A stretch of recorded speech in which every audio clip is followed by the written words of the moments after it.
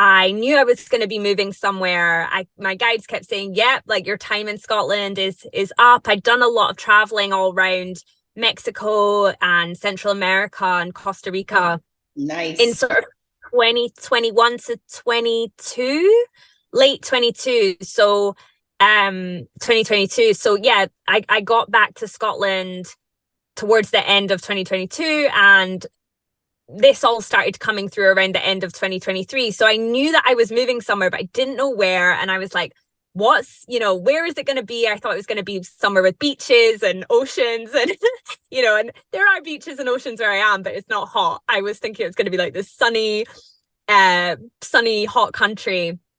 And I even felt my house like release the contract with me. It was like, no, someone else is going to be moving here. Like, you're gone, kind of thing. So I was like, okay, where am I going? And a friend of mine contacted me and said, hey, I've booked these really cheap flights to Ireland. Do you want to come? And I was like, yeah, sure. Why not?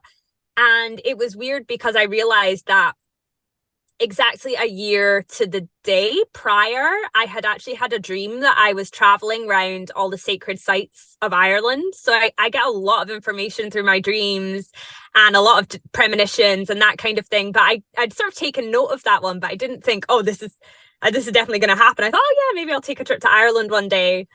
But yeah, so I flew over with my friend and just started receiving these incredibly strong messages from the land. And I have never had a spirit of a land open up to me as strongly as this one has ever. Hmm. Like I have had, experiences of land mediumship and making offerings to the land and, receiving messages from Gaia. But this was different for me. This was so different. There was something so much deeper and just this like ancient past life. I do have ancestry from Ireland on Yes. my dad's side as well, but there was so much in it. And I was having all of these visions. I was being shown places like, you need to visit here, and getting the names of places and looking them up, and they were actually places that exist and that I need to visit and all of that kind of stuff. And so I had to make a real leap of faith by moving here because I don't really know that many people here.